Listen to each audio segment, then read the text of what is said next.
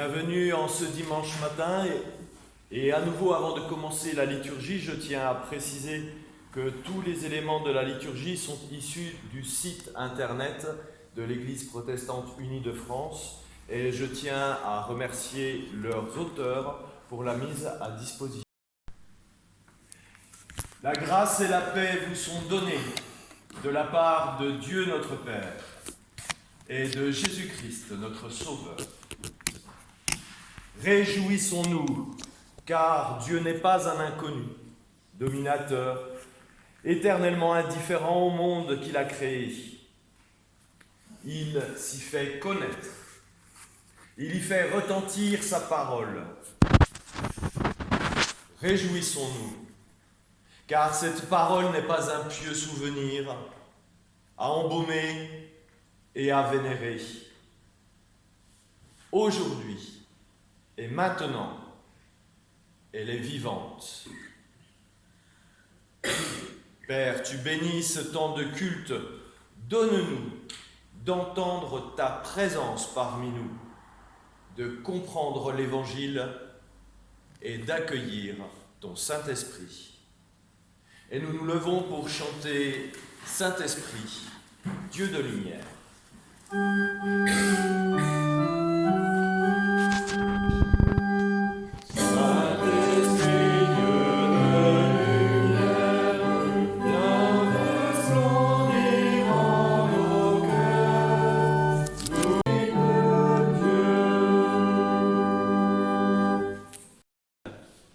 Tu nous dégages, Dieu de vie, des chaînes de la peur.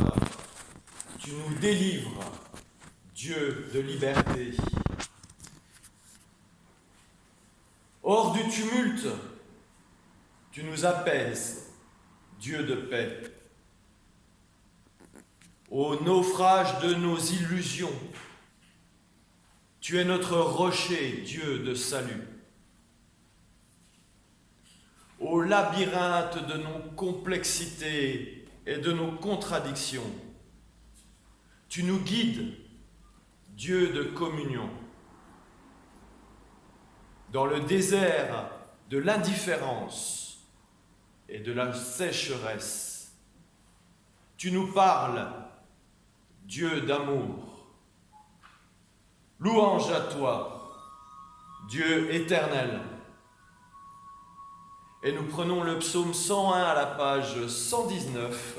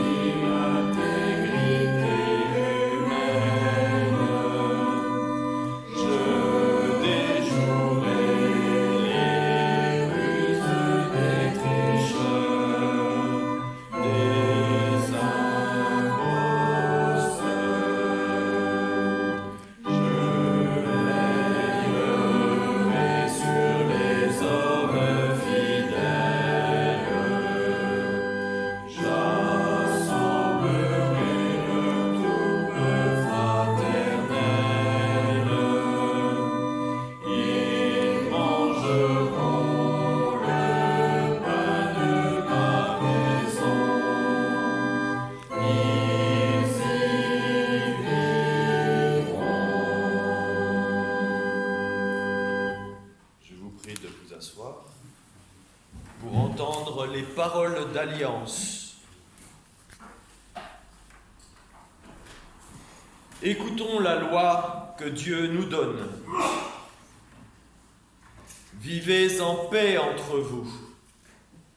Nous vous exhortons, frères et sœurs, reprenez ceux qui vivent de manière désordonnée, donnez du courage à ceux qui en ont peu, soutenez les faibles, soyez patients envers tous. Prenez garde que personne ne rende le mal pour le mal, mais cherchez en tout temps à pratiquer le bien entre vous et envers tous les hommes. Soyez joyeux, priez sans cesse, remerciez Dieu en toutes circonstances. Voilà ce que Dieu demande de vous dans votre vie avec Jésus-Christ. Ne faites pas obstacle à l'action du Saint-Esprit et ne méprisez pas les messages des personnes inspirées. Mais examinez toutes choses, retenez ce qui est bon et gardez-vous de toute forme de mal. Et nous chantons Esprit de lumière.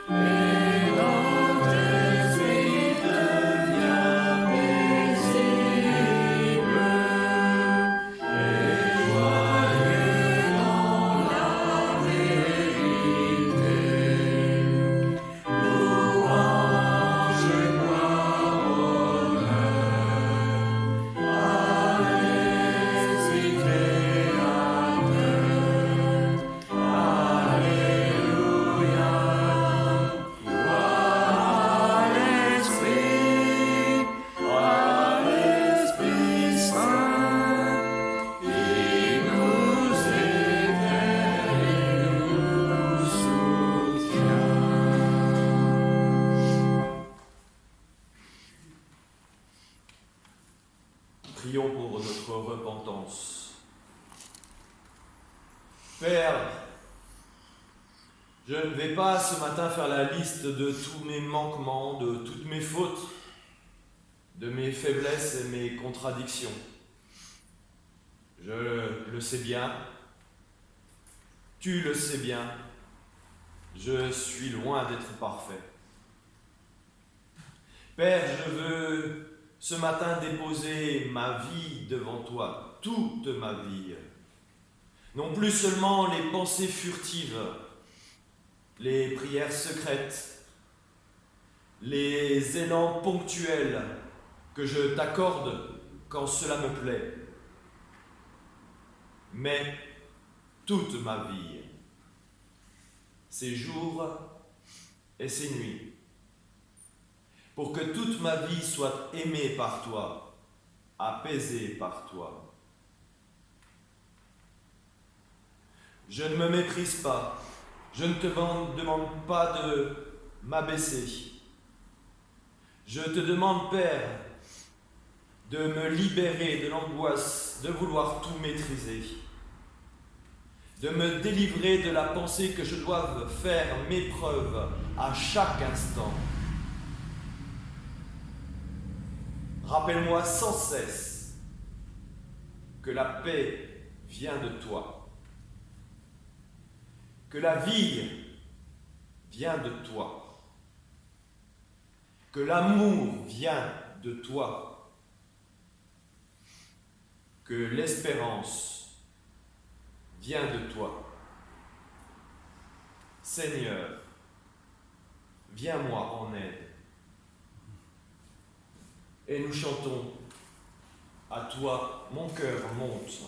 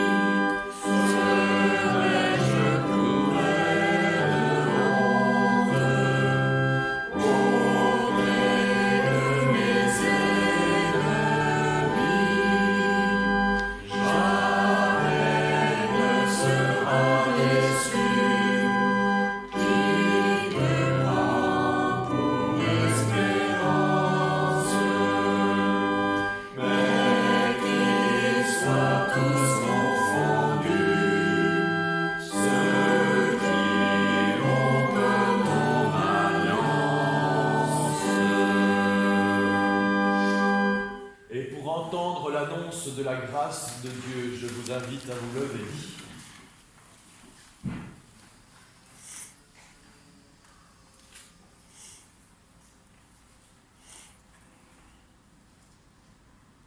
À celui qui a soif, dit Dieu, je donnerai de l'eau de la source de vie, et je la donnerai gratuitement. Dans notre monde où tout s'achète et tout se vend, où l'homme s'étonne et suspecte lorsqu'il reçoit gratuitement, j'annonce aujourd'hui l'évangile de Jésus-Christ, qui nous délivre de nos servitudes, de nos fatalités, de nos craintes, et nous appelle à une vie nouvelle.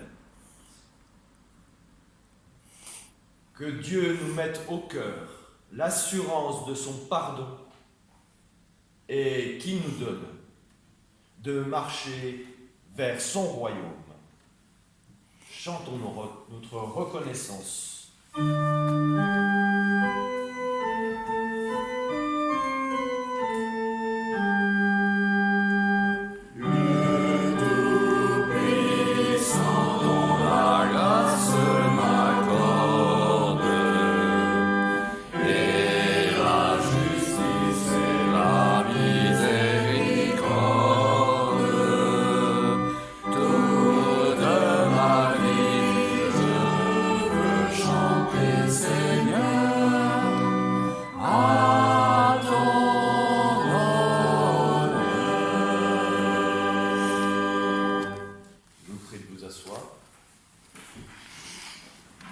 Avant d'ouvrir la Bible, nous prions. Père, ta parole est comme le feu, éclaire-nous. Ta parole est comme l'eau, rafraîchis-nous. Ta parole est comme le ciel, élève-nous. Ta parole est comme la terre, enracine-nous. Nous ne comptons pas sur nos paroles humaines qui oublient et déçoivent. Nous comptons sur ta parole. Tu es Dieu de mémoire. Tu es Dieu d'espérance. Et nous aurons 3 lectures. Nous commencerons par un petit assemblage du chapitre 18 d'Ézéchiel, pour lire ensuite dans le chapitre 3 de l'épître de Jacques. Et enfin, le texte du jour se trouve en Luc 12, 49 à 53. Ézéchiel 18. Et la parole de l'Éternel me fut adressée en disant :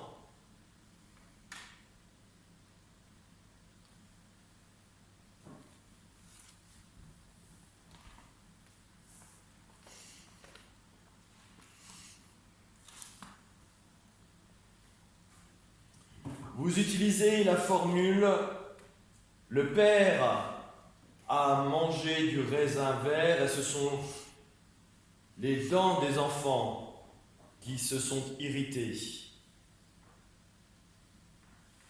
Mais moi je vous dis maintenant, l'âme qui pêche, c'est elle qui mourra. Le Fils ne portera pas l'iniquité du Père, et le Père ne portera pas l'iniquité du Fils. La justice du juge sera sur lui, et la méchanceté du méchant sera sur lui. Mais si le méchant se détourne de tous les péchés qu'il a commis, et s'il garde tous mes statuts et pratique le droit et la justice, certainement il vivra, il ne mourra pas. Est-ce que je désire vraiment la mort du méchant ? Déclare le Seigneur l'Éternel. N'est-ce pas plutôt que je souhaite qu'il se détourne de ses voies et qu'il vive ? Alors vous dites, la voie du Seigneur n'est pas droite. Écoutez donc, maison d'Israël, est-ce que c'est ma voie qui n'est pas droite ? Ne serait-ce pas vos voies qui ne sont pas droites ?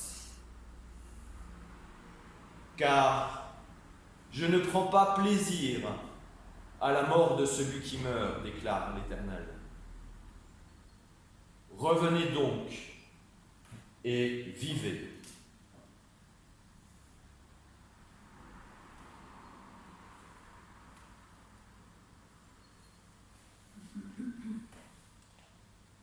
Épître de Jacques, chapitre 3.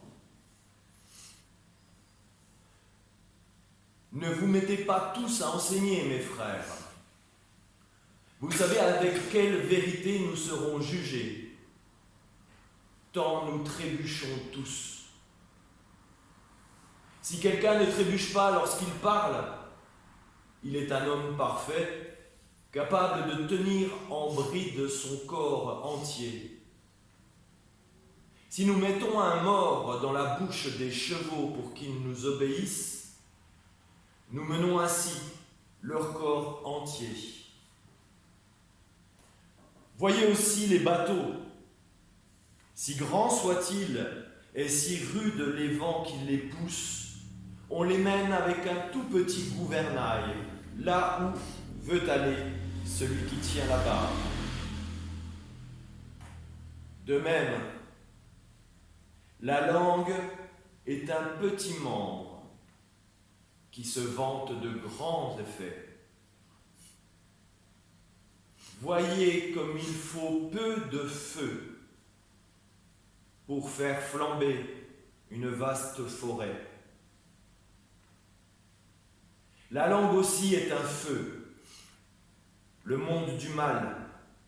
La langue est installée parmi nos membres, elle qui souille le corps entier, qui embrase le cycle de la nature, qui elle-même embrasée par la géhenne. Il n'est pas d'espèce aussi bien de bêtes fauves que d'oiseaux, aussi bien de reptiles que de poissons, que l'espèce humaine n'arrive à dompter. Mais la langue, nul homme ne peut la dompter. Fléau fluctuant, plein d'un poison mortel. Avec elle, nous bénissons le Seigneur et Père. Avec elle aussi, nous maudissons les hommes qui sont à l'image de Dieu. De la même bouche sortent bénédiction et malédiction. Mes frères, il ne doit pas en être ainsi. La source produit-elle le doux et l'amer par le même orifice? Un figuier, mes frères, peut-il donner des olives ou une vigne des figues? Une source d'eau salée ne peut pas non plus donner d'eau douce. Qui est sage et intelligent parmi vous? Qu'il tire de sa bonne conduite la preuve que la sagesse empreint ses actes de douceur.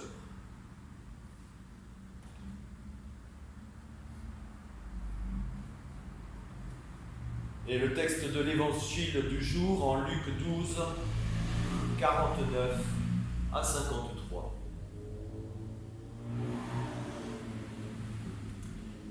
C'est un feu que je suis venu apporter sur la terre.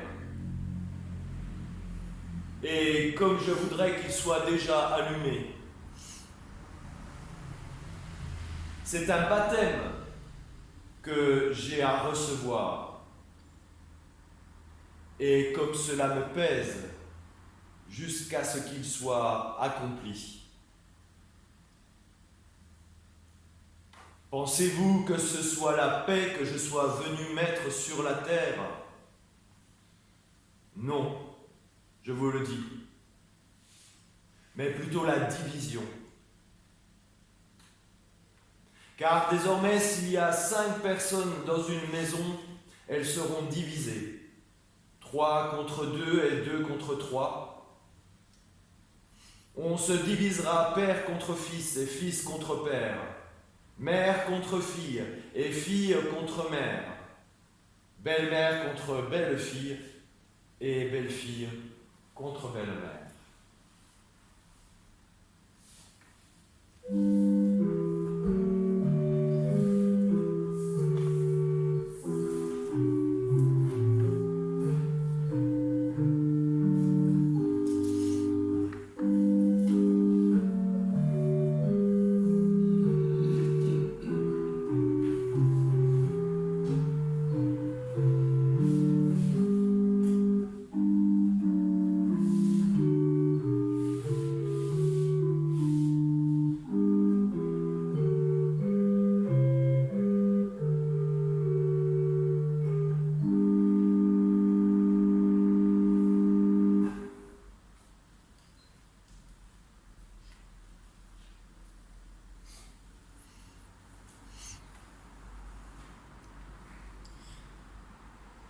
Bien voici, chers frères et sœurs, un texte qui m'a donné beaucoup de fil à retordre et je pense que les nœuds que j'ai dû me faire ne sont pas prêts de se défaire.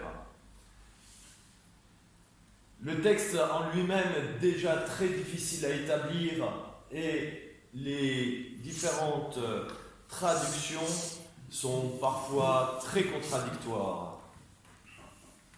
Ainsi donc, pour certaines traductions, le feu que Jésus amène sur terre est-il déjà allumé? Pour les traducteurs de la Tobe, ce n'est pas encore le cas. Pour le baptême que Jésus attend de recevoir, le futur est certes certain, c'est-à-dire le baptême, Jésus sera baptisé d'un baptême, et on a un peu de mal de comprendre puisque on se rappelle bien qu'il a été baptisé par le Baptiste. Ce feu qui est produit qui est promis est alors le feu du baptême tel que le Baptiste l'a annoncé. Je vous baptise d'eau, mais lui vous baptisera de feu.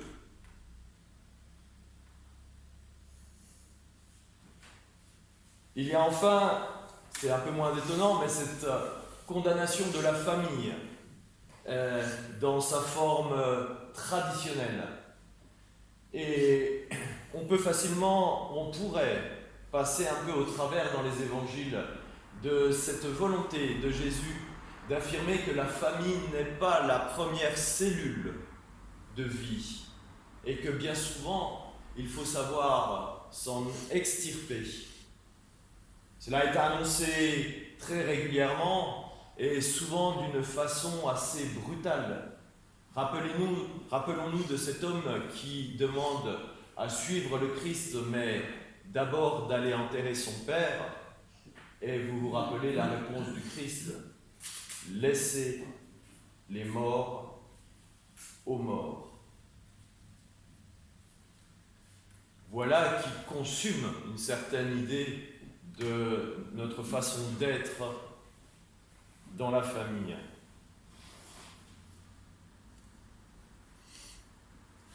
Le feu donc, ce feu que Jésus amène sur terre et qui, suivant certaines traductions, est déjà allumé.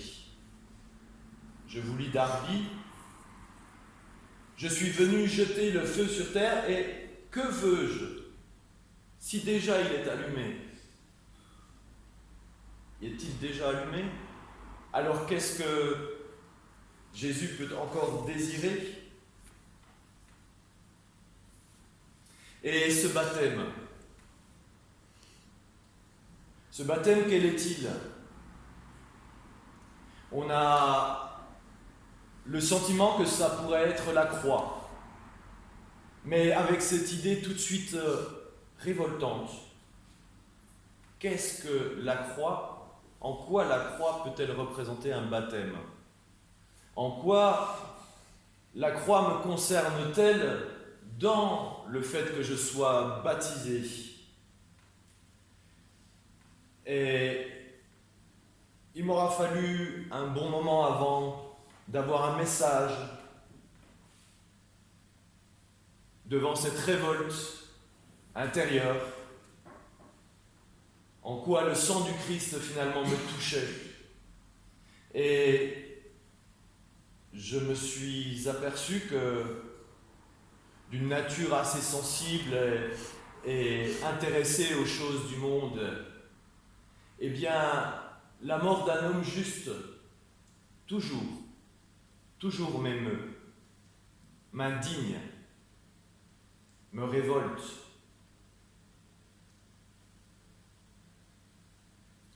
Aussi, la mort du Christ est-il un événement qui souille l'histoire même de l'humanité? Pourquoi est-ce qu'il tue nos prophètes? Chante encore il n'y a pas si longtemps Bob Marley. Et j'ai compris que bien avant mon baptême, que je n'avais pas vraiment décidé, mais dont je suis extrêmement fier et heureux, le sang du Christ avait éclaboussé, comme il a éclaboussé tout homme. Au travers des évangiles, nous avons des faits, qu'ils soient historiques ou spirituels. Malheureusement, le Christ n'est pas le dernier juste à être mort, assassiné. J'ai donc compris qu'avant même d'être baptisé, le sang du Christ était sur moi, comme sur chaque homme. Et que ce baptême d'eau que j'ai reçu, eh bien, m'a lavé de cette souillure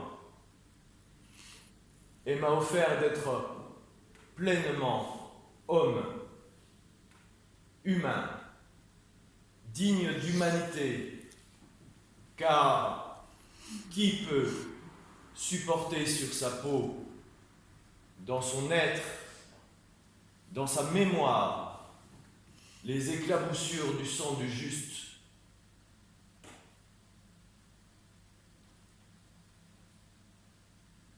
Frères et sœurs, sommes-nous appelés également à subir ce baptême en tant qu'hommes justes? Est-ce que c'est véritablement cela que nous souhaitons pour notre vie de chrétien? Devons-nous espérer la mort? De toute façon, elle viendra. Et le Christ, certainement, n'attend pas de nous que nous soyons des victimes.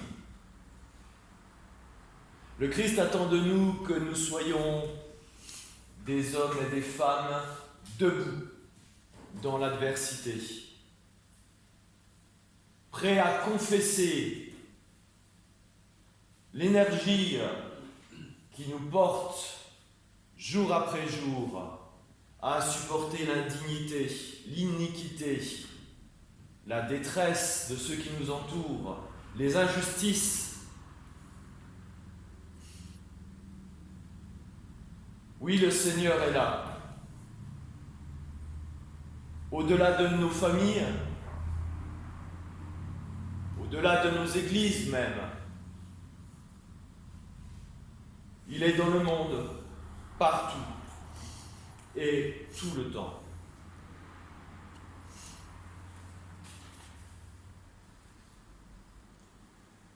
Ce texte donc difficile à comprendre, où on peut trouver un équivalent peut-être en Matthieu, mais qui n'est plus du tout de la même puissance, je trouve, et qui se trouve.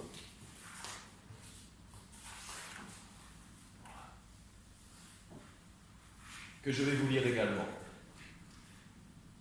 Ne pensez pas que je sois venu apporter la paix sur la terre.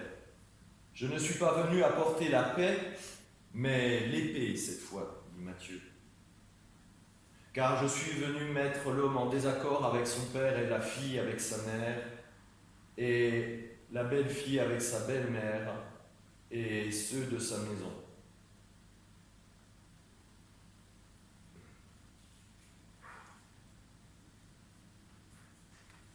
Voilà donc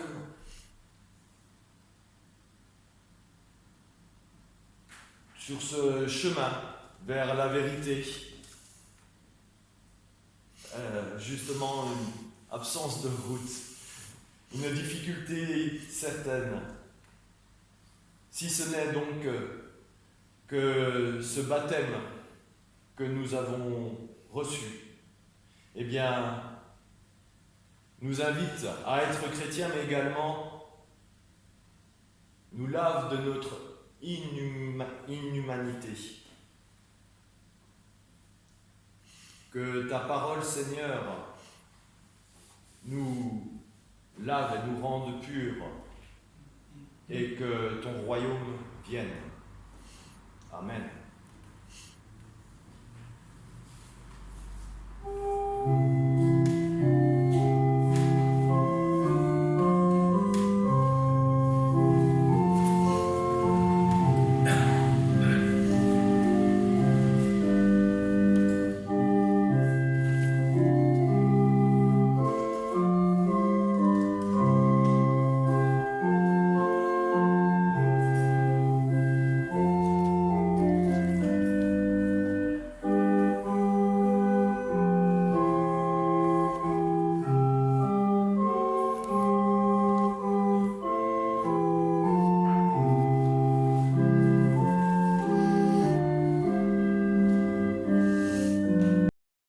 Et nous chantons comme un troupeau dans le danger à la page 503.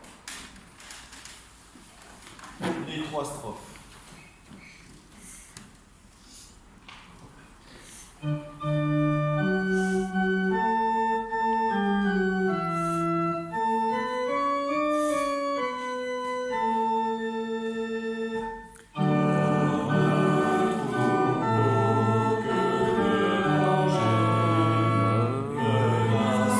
Dans sa vie,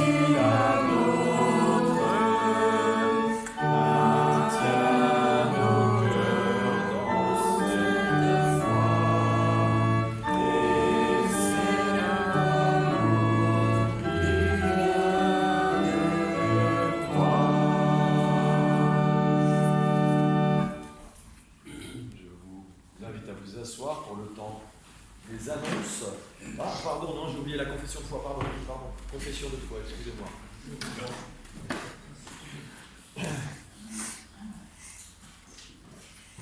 Éclairés et rassemblés par ta parole, nous affirmons notre foi, Seigneur.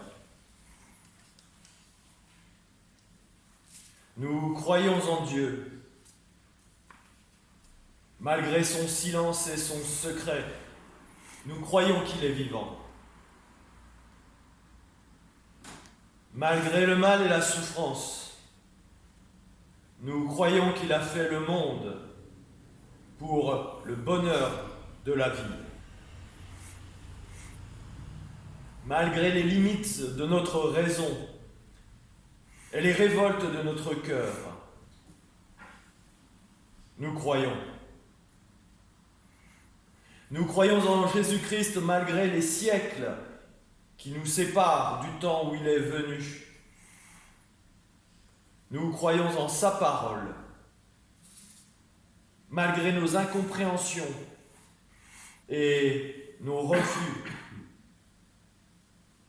Nous croyons en sa résurrection. Malgré sa faiblesse et sa pauvreté, nous croyons en son règne. Nous croyons en l'Esprit Saint, malgré parfois les apparences. Nous croyons qu'il conduit l'Église. Malgré la mort, nous croyons à la vie éternelle. Malgré l'ignorance et l'incrédulité, nous croyons que le royaume de Dieu est promis à tous. Et nous chantons à toi, grand Dieu, la gloire et la puissance.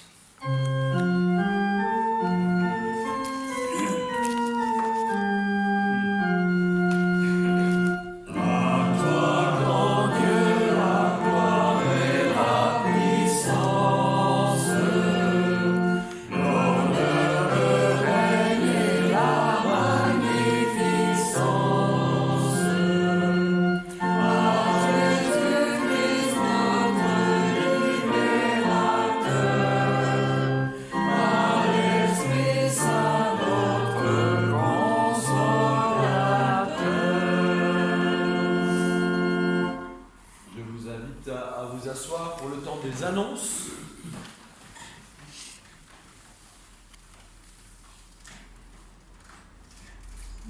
La conseil presbytérale dans l'assistance. Alors, 2 conseils presbytérales, il y aura le 6 septembre. Et d'ici là, je crois que les choses seront plutôt calmes. Il y a un culte dimanche prochain. Voilà, il y a un culte dimanche prochain qui sera présidé par Sylvia Épiphanique. Sylvia Épiphanique, oui, qui est déjà venue au début de l'été. Le pasteur Furley va bientôt arriver également. Il assurera les cultes de septembre et octobre. Voilà, tout à fait. Et donc, ce sera le 28 août, le culte aura lieu le samedi à 18h. Et j'aurai à nouveau le plaisir et la pénible tâche de le présenter. C'est le samedi, hein? C'est le samedi, voilà. Donc le week-end prochain, c'est dimanche. Et donc nous serons le 21 et le 27 alors. Le samedi 27, le culte aura lieu à 18h. Si nous avons fait le tour des annonces, c'est alors maintenant le temps des offrandes. Qui prend les cannes à pêche?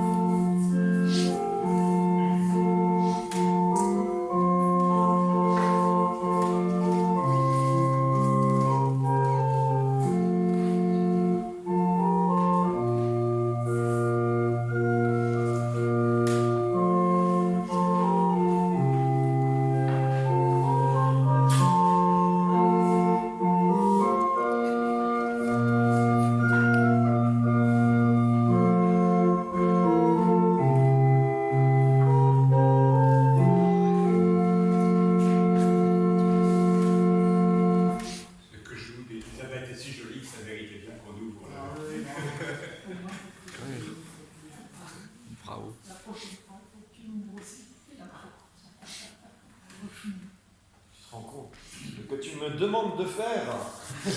Ouvrir la porte. Nous nous unissons dans la prière. Père, ta parole nous a redit ton amour pour ce monde. Nous te prions pour la paix, une paix fondée sur l'amour en Christ, que l'inimitié et la peur fassent place au pardon. Nous te prions pour que naisse en nous l'espérance, une espérance persistante, une espérance qui jaillisse de la résurrection. Nous te prions pour recevoir le courage de demeurer fidèle jusqu'au bout, le courage de demeurer ferme quand le mal paraît triompher et que les combats pour la vérité semblent perdus. Le courage de rebâtir quand tout s'écroule autour de nous.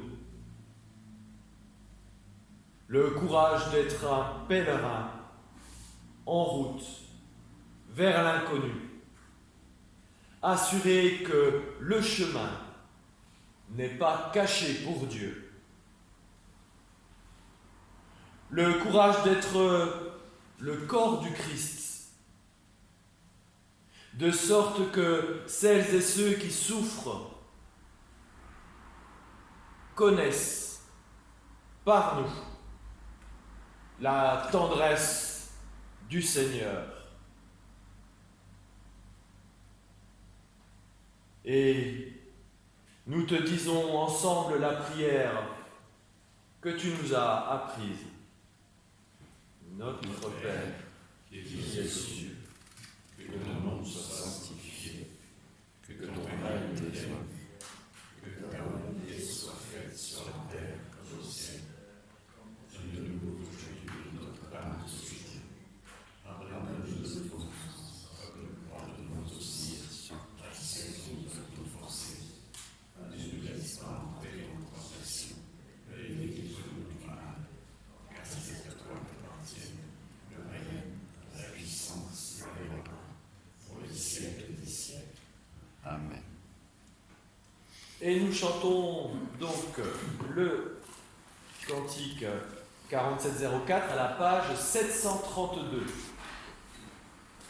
Amen.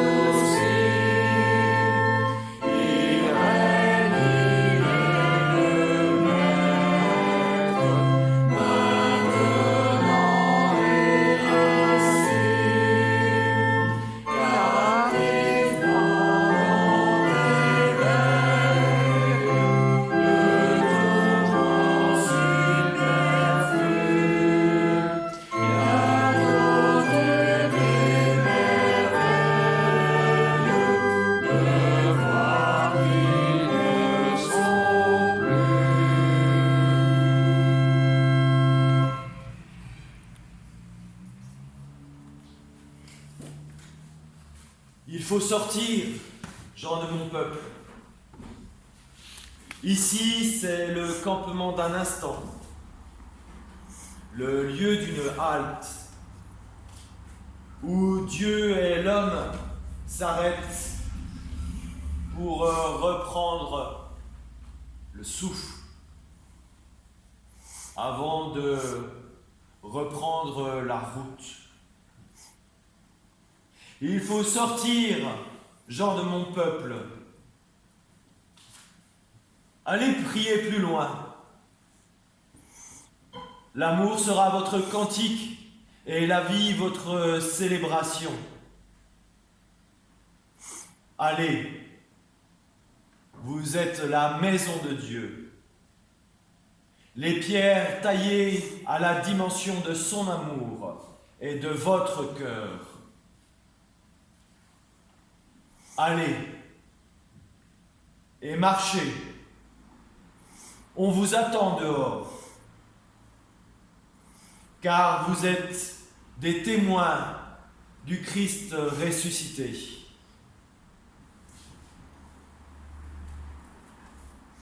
L'Esprit du Seigneur vous garde en paix.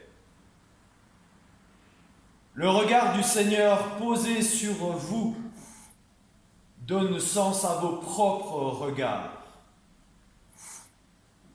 Le souffle de Dieu sera un renouvellement en vous, animera votre langue pour les bienfaits de l'homme, tout homme. Allez, soyez assurés que rien de ce qui viendra de vous au nom du Seigneur ne sera vain dans ce monde. Amen. Et nous chantons « Béni